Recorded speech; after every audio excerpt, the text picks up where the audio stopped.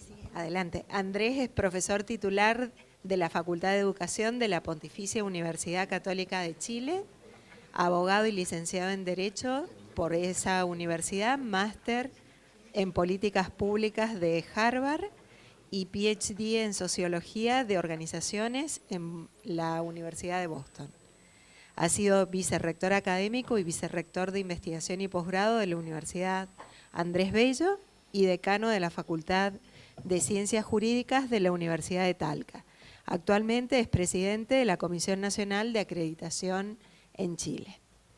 También invitamos a Malo Álvarez Salvador, es físico, ha sido profesor e investigador, directivo universitario, funcionario gubernamental y evaluador de resultados de investigación y de aprendizajes. Su experiencia incluye la participación en múltiples proyectos nacionales, regionales e internacionales para el fomento, planificación y desarrollo de la educación superior y la investigación científica.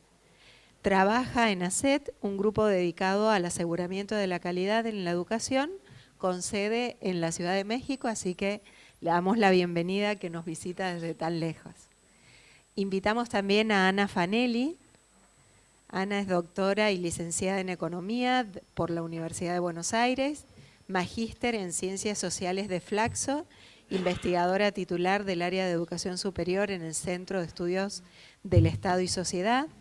Fue investigadora principal de CONICET hasta el año 2020 y profesora en las carreras de Economía y Sociología de la UBA hasta dicho año.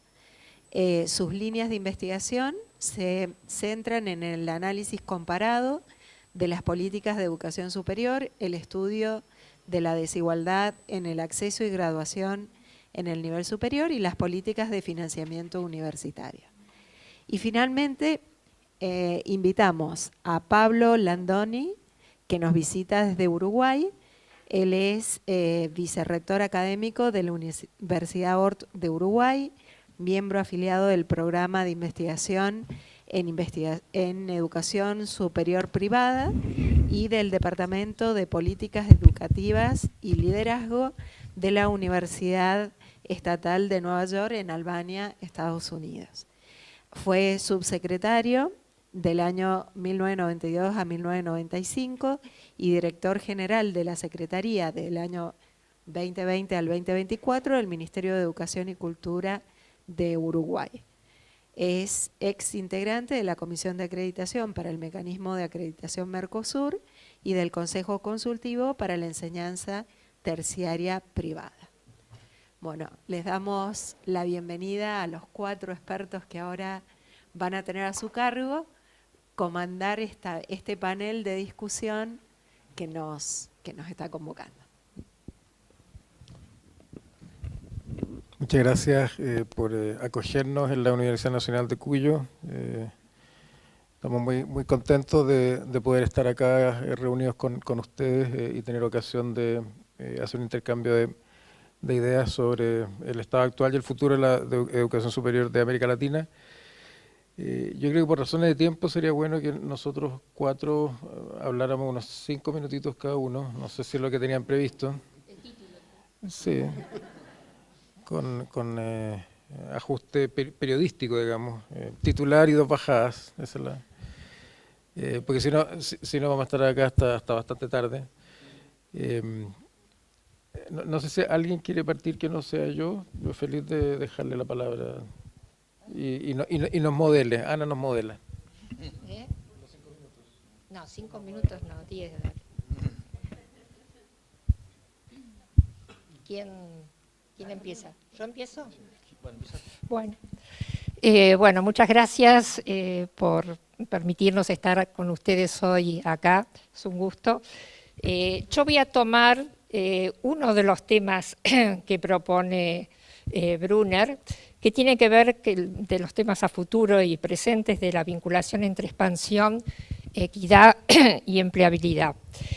Bueno, como señaló Brunner, yo mirando también los últimos años he trabajado más o menos esos temas de expansión, la notable expansión del sistema de educación superior en América Latina Lo que yo voy a tratar de señalar, o sea, en este breve espacio, es la necesidad, para que esta masificación efectivamente dé frutos adecuados, digamos, para todas las y los jóvenes que aspiran a tener una educación universitaria, la necesidad de centrar los objetivos a futuro, de mejorar la eficiencia del sector de educación superior en el sentido de mejorar la terminalidad, digamos, la graduación, y con una propuesta de mejora de la desigualdad social. O sea, creo que a diferencia de otros discursos que plantean eficiencia versus equidad, calidad, yo creo que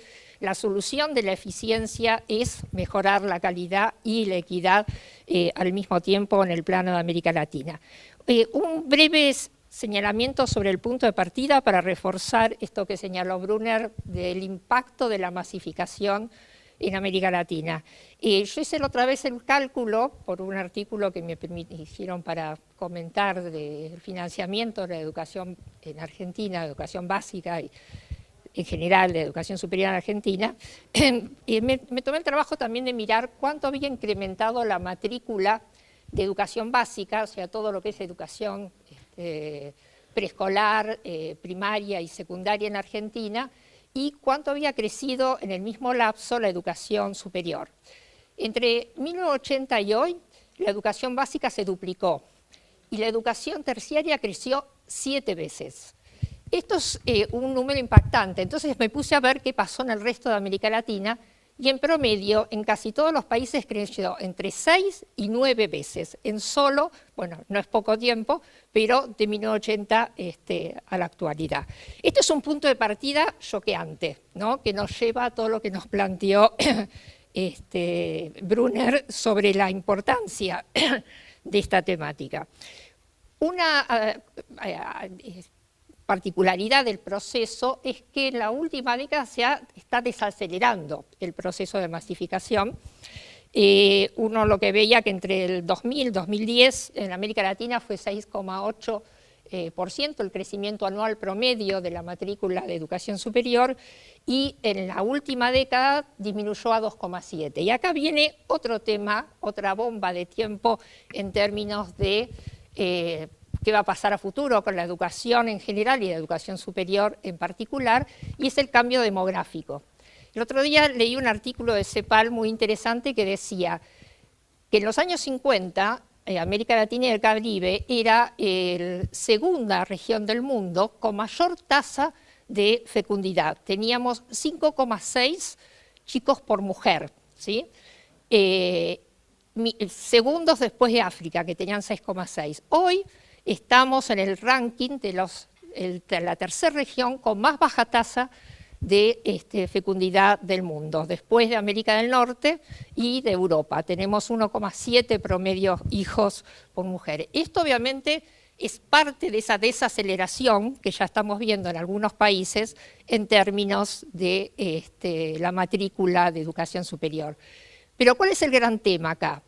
¿Por qué siguió expandiéndose el sistema y va a continuar expandiéndose durante un tiempo? Y esto tiene que ver con la mejora en las tasas de graduación de la educación media. Entonces, lo que creo es que nuestros cambios a futuro, sobre todo en términos del plano de la enseñanza en las universidades, tienen que centrarse en el nuevo perfil de estudiante que está recibiendo, que mucho de esto también señaló Brunner en este sentido. Un perfil que cambia porque hoy los nuevos ingresantes a las universidades son sectores de socioeconómicos más bajos, primera generación en su familia con educación superior, tienen en general también mayor edad. Yo estuve impactada mirando algunos datos de la edad promedio de los nuevos ingresantes en muchas universidades nuevas del conurbano bonaerense, por ejemplo. Además, lo que señaló me pareció muy acertadamente Brunner, son otro tipo culturalmente de joven, asociado justamente con la cultura digital, a lo cual le sumaría la gran cantidad importantísima de estudiantes que en algunos de nuestros países, como es el caso emblemático de Brasil, estudiantes a distancia, estudiantes online, que no tienen nada que ver con el estudiante tradicional del pasado. Cuando uno mira todo esto, yo creo que hay un punto clave a futuro y es mejorar la tasa de graduación.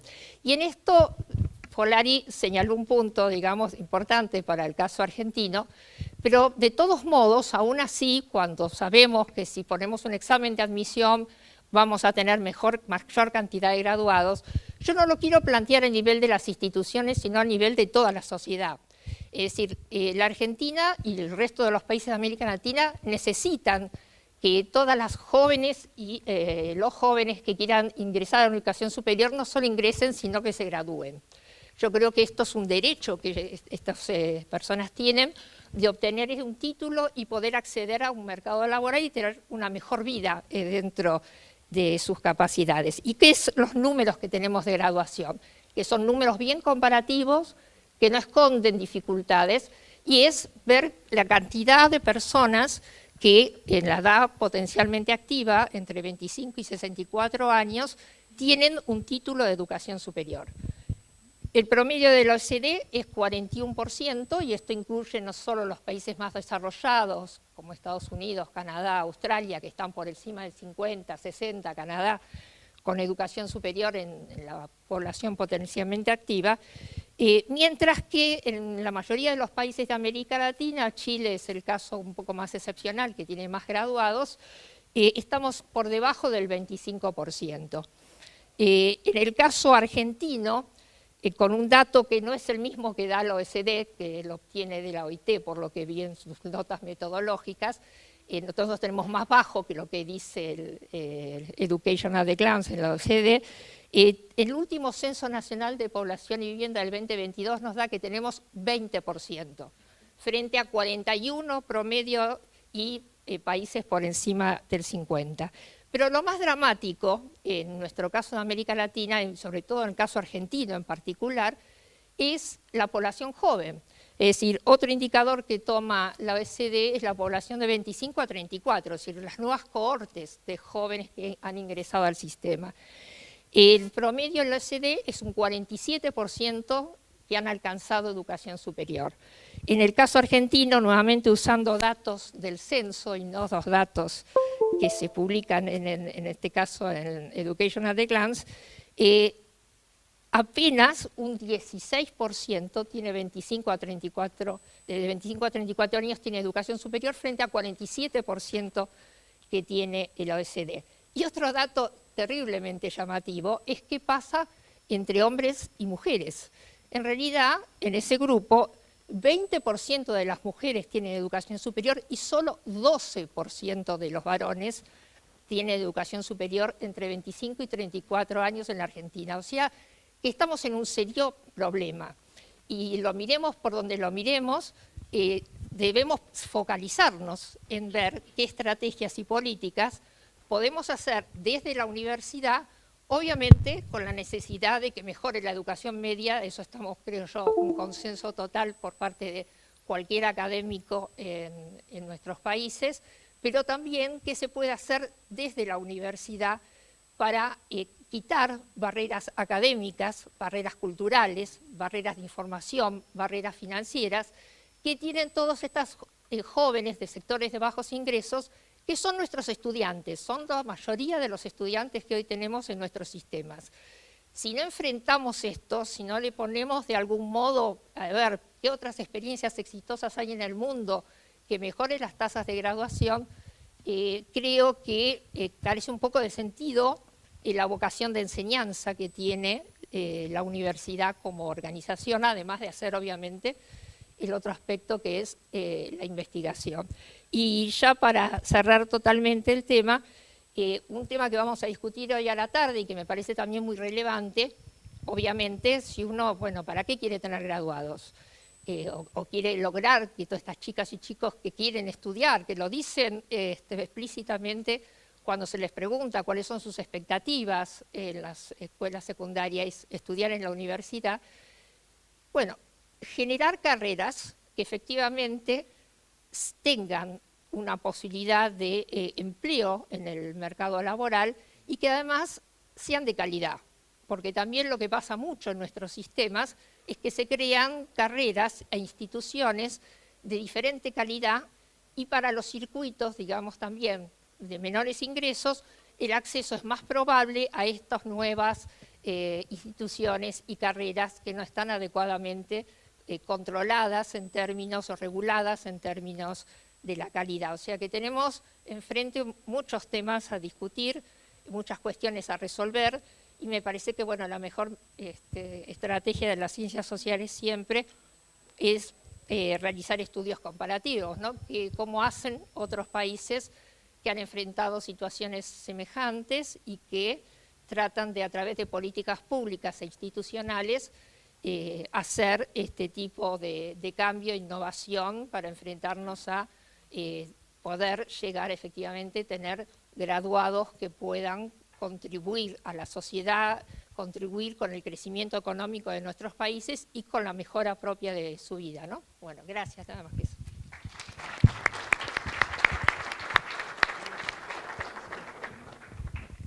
Si quieres.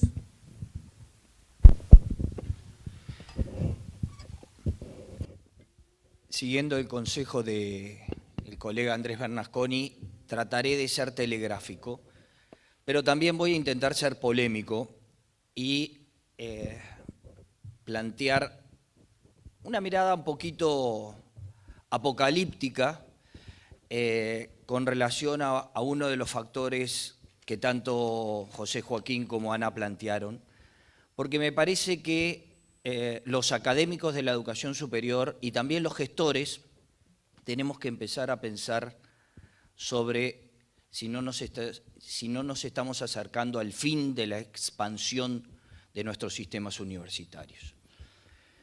Muchos de los modelos explicativos que usamos los académicos de este campo parten del crecimiento del número de jóvenes que acceden a la educación superior. Eso alimentó procesos de masificación, proliferación institucional, etc. Crecimiento del sector privado en algunos países donde el sector público era más restrictivo, una serie de dinámicas que muy bien describió José Joaquín. Pero me parece que la demografía nos está dando algunas señales fuertes, Ana lo adelantaba, pero yo quiero ser un poco más dramático.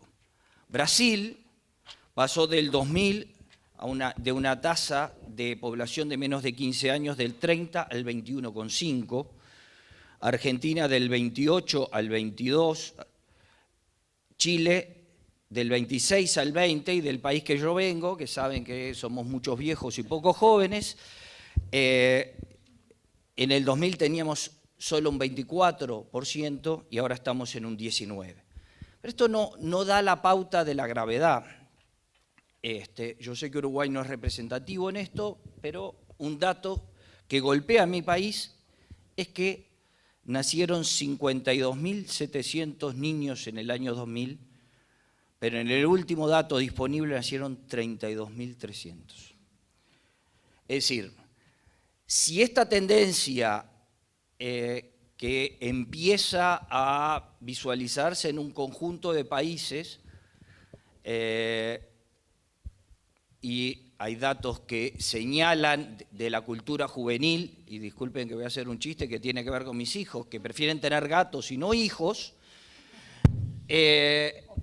o perros, produce señales dramáticas para la educación superior y que de alguna manera nos tenemos que empezar a preguntar qué va a ser de la educación superior, cómo vamos a gestionar este cambio demográfico, y es probable tenga impactos con cierre de instituciones, tenga impacto con oportunidades que se abren de generar calidad frente a esas poblaciones. Y quedo con la parte telegráfica y lo dejo como tema para conversar en el café. Un segundo mensaje o un segundo tema que quería adelantar rápidamente es ¿qué nos queda de la Universidad Napoleónica? Uruguay como Argentina, nuestras universidades nacionales adoptaron este modelo de facultades, etcétera, de carreras largas, y eso está en desafío desde varios lados. Lo interesante, al menos de lo que he podido estudiar yo, es que ese modelo también fue copiado por las instituciones privadas o por las instituciones públicas nuevas, con esta dinámica que se llama el del isomorfismo. Es decir, el ejemplo que a veces uso en algún caso es una universidad privada abría una carrera de Derecho y había sido decano de la Universidad de la República y fue a la universidad privada y le digo, ahora vas a poder hacer una carrera diferente. Me dice, no, la voy a hacer muy parecida porque en Uruguay el modelo de abogado es ese. Y la voy a hacer muy parecida, no voy a hacer un modelo diferente de carrera de universidad. Y ese modelo sabemos que está, en términos curriculares, está desafiado por Bolonia, está desafiado por el largo de 4 años de la carrera, que empieza a ser un estándar a nivel internacional, está desafiado por la definición de qué tiene que estar en el grado y qué tiene que estar en el posgrado, está desafiado por la interdisciplinaridad, la estructura de facultades. Es decir, la tradición era, en Derecho preciso un profesor de Ciencias Sociales, no hago algo con sociales, contrato un profesor de Ciencias Sociales para esta facultad. Eso está cambiando, los procesos de crédito, los procesos de transversalidad, rediseños curriculares novedosos, entran en conflicto. Y ahí coincido con José Joaquín, donde se mezclan estas otras tradiciones. Entonces, como el modelo que los rankings privilegia es el de la Universidad Norteamericana, trato de copiar algo de eso, pero yo tengo otro modelo, etcétera, y esa ensalada produce algunas dificultades en que tanto los académicos de la educación superior como los gestores tenemos responsabilidad de analizar estas tendencias y llegar a algunas conclusiones, basado en que, y esto hubo un paper del BID, ya se mencionó a Dalevi, Claudio de Mauro Caustra, hicieron una reflexión sobre este concepto de carreras de formación general, y estamos viendo en nuestros países cómo algunas de esas carreras, comunicación, psicología, se convierten en una formación transversal que después permiten ingresos laborales en distintos lados. Intenté ser telegráfico, probablemente no dije todas las cosas que quería decir, pero bueno, en el café podemos ampliar. Gracias.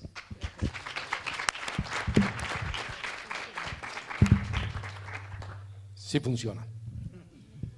Buenos días. Yo también quiero agradecer primero que nada a la Universidad Nacional de Cuyo el que nos acoja en esta ocasión. Nos estamos reuniendo el grupo de Cartagena y hace más o menos 20 años la iniciadora de este grupo, Liz Reisberg, preguntó públicamente ¿por qué América Latina no puede cambiar su educación de pregrado?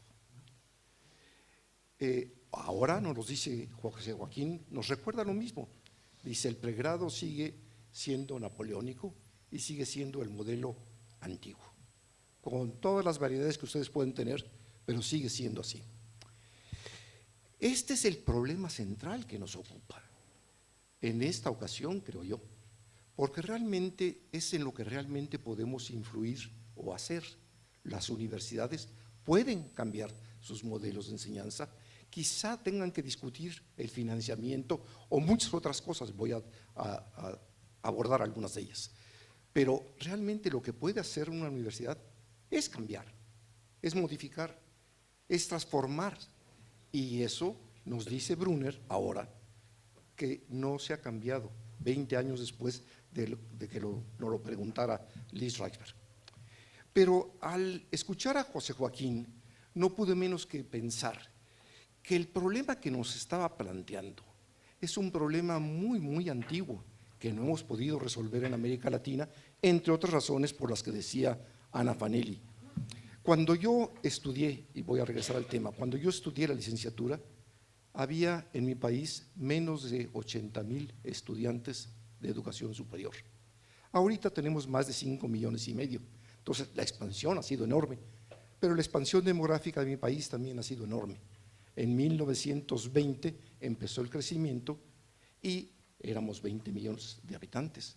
En este momento Somos 120 más los que se han ido fuera del país, 126 para ser exacto, más los que están fuera del país. Entonces la población ha crecido enormemente, que es uno de los problemas que nos dice Ana Fanelli. Pero volviendo al otro asunto, el asunto de José Joaquín, que me recordó es que hay dos definiciones particularmente interesantes para mí de lo que es la educación. Las dos son más o menos de 1938-39. Una es la de Whitehead, el compañero más conocido de él era Bertrand Russell. Russell y Whitehead eran filósofos matemáticos y escribieron muchas cosas, pero Whitehead escribió una serie de conferencias que dio en Estados Unidos en 1938 que se llamaba The Aims of Education, cuáles son los fines de la educación, y él decía que la educación no es otra cosa más que entrenar al rigor del intelecto, enseñar apreciación de la belleza y despertar la sensibilidad por el dolor del prójimo. Suena una definición maravillosa.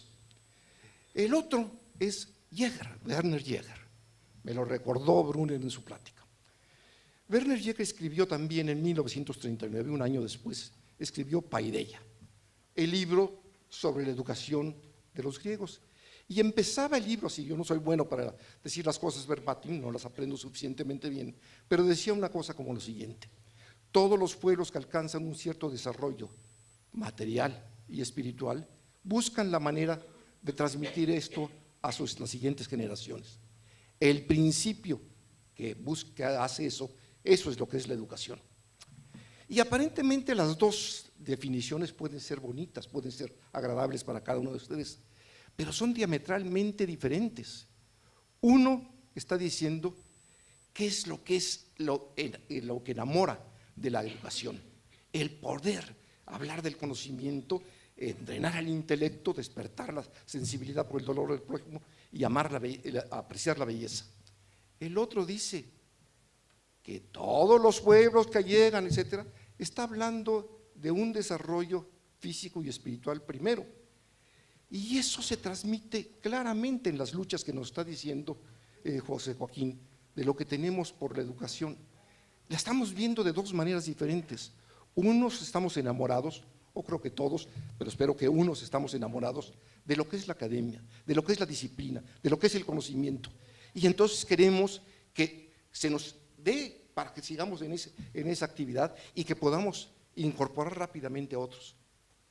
Pero tenemos otra tarea muy grande dentro de la sociedad que nos está diciendo: primero hay que desarrollar la capacidad para tener alimento en la boca y ya después podrás hacer lo que tú quieras, el principio de Jäger. Y entonces seguimos en esta lucha continua y creo que se manifiesta en todos los ejemplos, o bueno, en muchos de los ejemplos que nos dio José Joaquín, de por qué está este crecimiento, esta diversificación, buscando otras salidas, mientras que las universidades seguimos las defensoras del conocimiento y de la percepción de la belleza y la apreciación. No es que esté mal.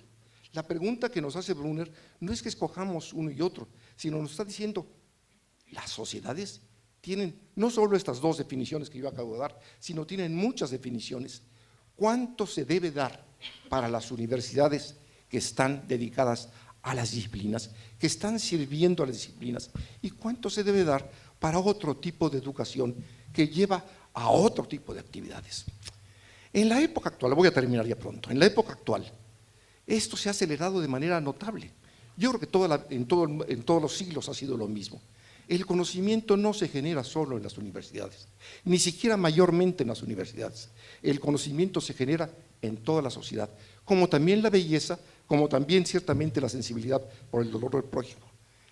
Entonces, hay muchas cosas que se hacen fuera de las universidades.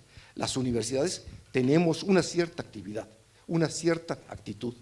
Pero la pregunta que se hace uno es: ¿hasta qué punto, que nos hace Brunner, sobre todo en respuesta también a una intervención que nos hace Brunner, es cuál es el balance que debemos de tener? Y sobre todo, ¿cuál es el balance que debemos de tener dentro de nuestras propias universidades? ¿Qué tanto debemos seguir dando una educación que es fundamentalmente académica? Y no es que esté mal ser académico, sino lo que está mal es que sigamos queriendo educar al grueso de la población, a decenas de miles de personas, por un camino que realmente debe ser una cúspide. Una anécdota muy breve. Estando yo sacando el doctorado en Inglaterra, me encontré, yo hacía una tesis experimental, me encontré con que mi experimento no daba color, no daba luz, no daba señales. Y estaba yo muy molesto de que no podía salir, y hablaba con mi supervisor y nunca iba a ver mi aparato. Y la beca no tenía duración eterna, sino la beca estaba por terminar. Hasta que de repente vi la gaceta del Imperial College y que le preguntaban al Vice Chancellor, así se le llama a él, ¿cómo hace el Imperial College para educar a sus futuros PhDs? Y la respuesta, eso me interesó, y la respuesta del Vice Chancellor fue lacónica. En el Imperial College lo que hacemos es que les exigimos lo más que podemos a los estudiantes y les enseñamos lo menos que podemos. Porque si van a hacer PhDs, ellos deben saber cómo resolver sus problemas. ¡Wow! Resolví mi problema y me doctoré. Pero lo que quiero hacer notar con todo esto es que lo que se trata fundamentalmente en las universidades es cómo cambiamos la actitud de las personas para que puedan ser más capaces de salir adelante. Ya no nada más en lo académico, ni nada más en lo de empleabilidad, sino lo que cada uno quiera. Y yo creo que está pasando que en este momento, Adolfo Storbin me decía que yo amo las tecnologías, y sí, en este momento está sucediendo algo verdaderamente notable, que es que tenemos las tecnologías digitales que nos permiten hacer cosas que antes no podíamos hacer. Y podemos enseñarles a las personas lo que quieren y en la forma que quieren y para lo que quieren. Y podemos, por lo tanto, desarrollar muchas rutas alternativas para poder dar equidad, inclusión y dar conocimiento y dar empleabilidad. Pero no las usamos. Seguimos creyendo que con un Zoom ya estamos usando tecnologías digitales. Y no podemos darnos cuenta que los jóvenes de ahora no aguantan una clase de 50 minutos o de 45, que tenemos que darles cosas en 7 minutos o en 20 minutos, si no queremos hacer TED Talk, en 20 minutos y hacerlos que trabajen ellos, que exploren más y que aprendan más. Y la única forma que podemos lograr mucha diversidad de formas de enseñanza y de formas de conocimiento es justamente con las tecnologías digitales. Miren ustedes, y ya con eso termino. Todo acto educativo es resolver o contestar a 4 preguntas. ¿A quién enseño? ¿Qué le enseño? ¿Para qué le enseño? ¿Cómo le enseño? ¿Y cómo sé que aprendió?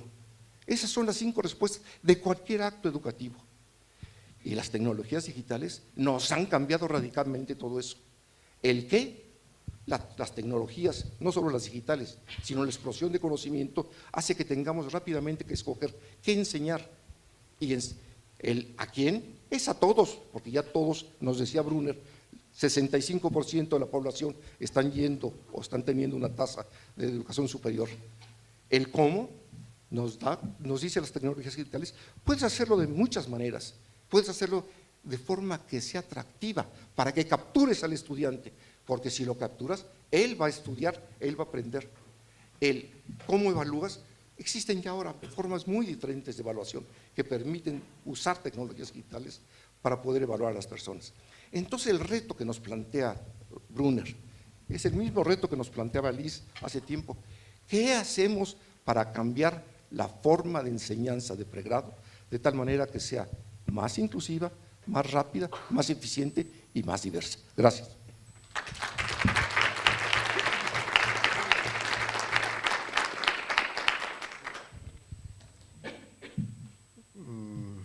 Voy a seguir en la línea de lo que planteaba Salvador y realmente va a parecer, colega, que nosotros preparamos este panel, porque van a ver ustedes que estamos todos bastante alineados. Una primera observación es que los filósofos que dieron origen a la matriz a través de la cual pensamos la universidad en el siglo XIX estaban pensando en un tipo de estudiante que no es el estudiante que se ha descrito aquí. Era un estudiante que llegaba a la universidad con un altísimo capital cultural y códigos lingüísticos elaborados, y nosotros tenemos ahora estudiantes de muy bajo capital cultural y códigos lingüísticos restringidos. No hay, creo yo, una filosofía de los fines de la educación universitaria hoy día que surja de la comprensión del tipo de estudiante masificado que está concurriendo a la universidad. Y esto además se profundiza porque políticamente culturalmente incluso estamos entendiendo que la educación superior no es un privilegio, sino que es un derecho social, en algunos países es una obligación concurrir a la educación superior. Por lo tanto, es algo al que debieran entrar todos, y crecientemente además de todas las edades, por lo que Ana decía. Nosotros tenemos un rezago bien parecido al rezago que hubo de alfabetización inicial en los años 50, 60, gente que ya era mayor y que había que ir a buscar a los campos para alfabetizarla. Entonces nosotros tenemos mucha gente que no es de edad de estudio, de educación superior, que ya no tiene formación superior y que quizá va a ser necesario ir a buscarla para subir esos números que Ana presentaba. En el último cambio de la legislación chilena se establece que todo el sistema de educación superior tiene que estar centrado en el aprendizaje de los estudiantes. Y hay una serie de otros elementos del marco regulatorio que van en esa dirección. Y aquí creo yo es que se nos presenta el problema de quién va a hacer ese trabajo de enseñar a esos estudiantes. Y la inadecuación de la formación para el trabajo académico respecto de la necesidad de formación hoy día a mí me parece enorme. Esto se agravó en realidad con la profesionalización de nuestra profesión. Cuando se hicieron los estudios pioneros que hizo Manuel Gil Antón en México sobre la expansión de la matrícula y cómo eso había conducido a la expansión de la profesión académica, el grueso de esos profesores y profesoras que ingresaron a la educación superior en los años 70, 80, 90, incluso eran personas que no tenían formación de posgrado, ninguna, o tenían un magíster o no tenían un doctorado, que habían sido ayudantes en sus estudios de pregrado y que así se habían distinguido respecto del profesorado y que se pusieron a hacer clases, complementados con otros que no vivían de la universidad, sino que eran profesionales que estaban allá afuera y que traían el expertise del saber hacer de las profesiones en los cursos de los años más avanzados. Ese era el profesorado, profesores de tiempo completo que no investigaban, que no tenían doctorado, más un complemento muy importante de profesores part-time que venían de las profesiones. Ese primer grupo ha sido con el tiempo desplazado por profesores que han ido a hacer su doctorado en el extranjero o en el país y han estado sujetos entonces a un entrenamiento en investigación, no en docencia. Y que además los métodos docentes que se utilizan en la formación doctoral no tienen nada que ver, tienen un cierto parecido, pero no tienen nada que ver sustantivamente con los que se van a usar después en el pregrado. En ciencias sociales uno estudia a través del método del seminario. Uno lee cosas y después las discute con los compañeros y con el profesor en un grupo chico. Bueno, eso prácticamente no pasa en la educación de pregrado masificada. Me imagino yo, Salvador, también que en el tema de la ciencia experimental, el tipo de laboratorio y el tipo de trabajo que se hace en doctorado tiene muy poco que ver con el tipo de trabajo que se hace en el pregrado también. ¿Para qué decir en la humanidad en términos de la enorme diferencia de lenguaje que hay entre la formación doctoral y lo que un chico de pregrado trae? En fin. Entonces nosotros hemos sido crecientemente formados para un trabajo que no es el que vamos a hacer en la docencia. Esto es como si uno se estuviera entrenando 4 años para jugar fútbol y después le pide que juegue básquetbol. Si uno estuvo 4 años jugando fútbol, ¿qué es lo que trae? Trae un buen estado físico que le sirve para el básquetbol, y trae una cierta agilidad con la pelota, que también le va a servir para el básquetbol, pero es otro juego. Y a nosotros entonces nos ponen a formar estudiantes de primer año, segundo año, tercer año de carrera de pregrado, sin ningún entrenamiento para hacer eso. Y esto se ha agravado con el tiempo a medida que más personas con estas características y a quienes se les promueve y se les distingue por hacer investigación y no por hacer docencia, porque la docencia se evalúa poco y mal, y la carrera académica y los prestigios están todos construidos sobre la base de la investigación. Entonces, todo está completamente desajustado. Y lo conecto ahora con el tema de la caída demográfica. ¿Quiénes entonces, si no vamos a tener más estudiantes de edad tradicional, van a ser los estudiantes de la educación superior? Bueno, seguramente van a ser los adultos trabajadores. Eso en Chile ya se está viendo, o sea, la transición que ha permitido mantener más o menos los números estables ha sido la incorporación de personas adultas que no tienen ninguna formación superior, la tienen parcialmente completada y van a completarla entonces en la educación superior. Eso tiene muchas ventajas. El adulto trabajador tiene un nivel de motivación que el estudiante de pregrado usualmente no tiene menos tiempo y por lo tanto lo ocupa mejor. Es más fácil trabajar con ellos en modalidades online y vespertinas. Es más fácil trabajar con ellos una pedagogía situada porque hay gente que está vinculada al trabajo, entonces se entiende mucho mejor de lo que uno está hablando cuando está hablando de trabajo. Y yo me pregunto, ¿serán las universidades entonces, con estos elencos académicos que yo he descrito, las que serán capaces de hacer ese trabajo? No creo. Si no lo podemos hacer con los alumnos jóvenes de tiempo completo, que vienen saliendo de la educación secundaria, en jornada diurna, tampoco vamos a estar educando adultos trabajadores de jornada vespertina o online, nosotros que fuimos entrenados para hacer investigación. Entonces la brecha entre la expectativa de lo que debemos hacer en el cambio generacional y nuestra formación cada vez va a ser más grave. ¿Qué es lo que podría pasar en el largo plazo? En el largo plazo podría pasar que este nuevo estudiantado, con esta nueva forma de docencia que describía Salvador, que a nosotros nos va a costar mucho desarrollar, porque para desarrollarlas tendríamos que formarnos en eso, cosa que no vamos a hacer, pues ya nos formamos en otra cosa, que esos estudiantes fueran más bien acogidos por otro tipo de institución de educación superior. En el caso de Chile, la formación técnico-profesional, que hay de ciclo corto y de ciclo más largo, y que la universidad evoluciona hacia otro tipo de institución que va a ser una institución más bien de investigación y de formación de posgrado, que es lo que los profesores sabemos hacer. Y la masa de la formación se realice en otro tipo de universidad, que no son universidades de investigación, o en universidades o en instituciones técnico-profesionales, terciarios, o como se llaman en los distintos países. Y esto sería una muy paradójica forma de revivir el ideal del siglo XIX, del tipo de trabajo que se hace en la universidad, solo que no se haría para la gran cantidad de los estudiantes, sino que para una pequeña fracción de aquellos que llegan con el capital cultural que la educación universitaria exige, o que están en formación de posgrado.